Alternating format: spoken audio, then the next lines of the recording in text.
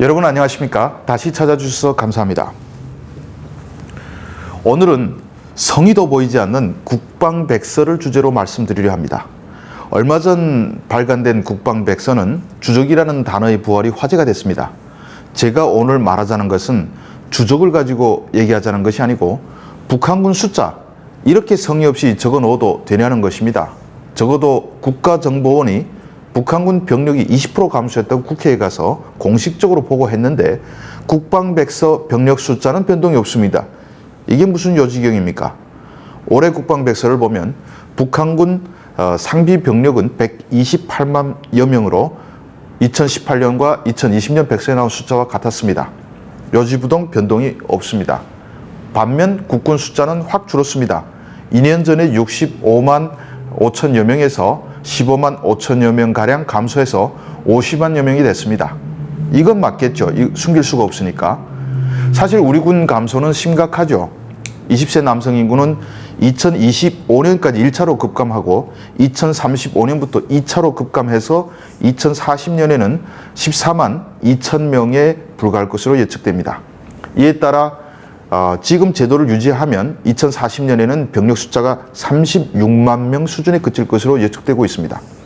올해 백서에 따르면 북한군 병력 숫자는 우리 군보다 2.56배가 많습니다. 이건 백서가 출판된 이래 최대 격차입니다.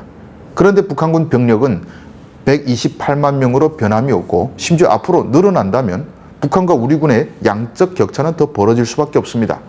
그럼 결과는 뭐겠습니까? 격차가 계속 벌어지니 돈으로 때워야 한다. 돈 더 달라. 이런 말이 나오게 될 수밖에 없는 것이 아니겠습니까? 그러면 국방부에서 북한군 병력이 줄어든다는 것을 인정할까요?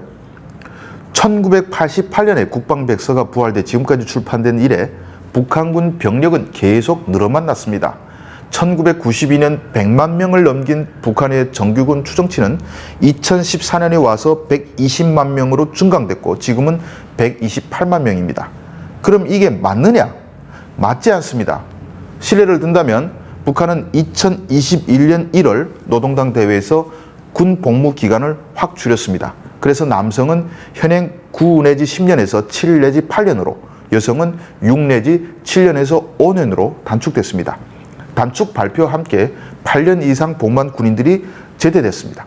숫자상으로 따지면 20% 감축인데 이건 박지원 국정원장이 다음 달인 2021년 2월에 국회 정보위 업무 보고에서도 보고했습니다.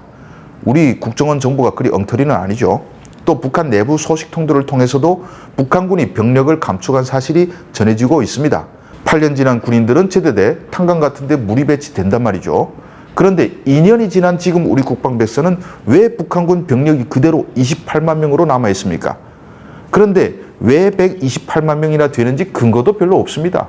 이게 왜 말이 안 되는지 사례를 들어보겠습니다. 북한은 1997년에 군 복무 기간을 13년으로 정해서 대략 6년 정도 13년 복무제를 운영했습니다. 그런데 2000년과 2004년 국방백서는 북한군 병력이 117만 명이라고 적혀 있습니다. 지금은 군 복무 기간이 13년에서 7 내지 8년으로 줄어들었는데 오히려 128만 명으로 늘어났습니다. 북한군 복무 기간을 현행을 8년이라고 봐도 2000년보다 40% 정도 복무 기간이 단축된 것인데 병력은 더 늘어났다? 이게 말이 됩니까? 무슨 논리로 그게 가능합니까? 북한 인구가 그때보다 40% 이상 더 늘어났나요? 그것도 아닙니다. 북한도 고난의 행군 이후로 출산율이 떨어져 난리가 난 상태입니다. 도대체 128만 명이라는 숫자는 누구의 상상 속에서 튀어나온 숫자입니까? 좀 쪽팔린 줄은 알고 정도껏 부풀립시다. 그나마 좀 그럴듯하게요. 제가 좀 설득당해 봅시다. 병력 숫자가 이렇게 엉터리인데 그럼 장비 비교는 제대로 됐겠습니까? 여전히 북한군 전차는 4,300여 대로 우리 군보다 2배 이상 많고 대포도 훨씬 많습니다. 군함 숫자도 북한이 훨씬 더 많다고 합니다. 물론 국방부도 남북 군사력 현황은 양적 비교만 했기 때문에 장비 성능과 노후도, 훈련 수준, 합동 전력 운용 개념 등을 종합적으로 고려하면 실질적 비교에는 차이가 있을 수 있다고 인정을 합니다. 그 인정이 차이가 있을 수 있다. 딱 그 정도입니다. 이 방송을 시청하시는 분들 중에는 그렇게 엉터리라고 해서 국방비 많이 쓰는 게 뭐가 나쁘냐? 주성아 간첩 아니냐? 이러는 사람들이 또 있겠죠. 그런데 무턱대고 들어가는 국방비는 다 여러분들의 세금입니다. 젊은 사람들 세금 더 많이 내고 스텔스기 몇 대만 더 사와도 복지비가 몇 천억씩 줄어듭니다. 저는 군인들 월급 더 많이 주고 그들의 자긍심을 높여줘야 한다는데 동감합니다. 그런데 2040년에는 병력 숫자가 36만 명도 겨우 채워서 난리가 된 나라에서 경항공모함 2대나 건조해서 저기 말라카 해협까지 가서 작전해야 한다는 생각에는 동의 못합니다. 별 줄이지 않겠다고 자꾸 몸집만 부풀리고 합리성을 떠난 부처 이기주의 예산이 팍팍 들어가는 것은 반대합니다. 합리적으로 돈을 써야죠. 중국이나 일본과 전쟁하겠다고 가정하고 돈을 쓰면 우리 예산으로 견디겠습니까? 그리고 국정원은 병력이 줄었다고 발표하는데 국방백서는 그대로라고 적혀있는 이런 엉터리에다가 성의도 없는 국방백서를 돈과 인력을 들여 출판까지 하면서 쪽팔리지 말고 그냥 인터넷에나 게재합시다. 이건 시대착오적입니다. 북한은 재래식 병력으로 도무지 안 되는 것을 알아서 핵무기 개발에 올인하고 또 핵무기도 많이 만들었는데 우리는 언제까지 부끄러운 땅콩 숫자 노름에나 계속하고 있어야 합니까?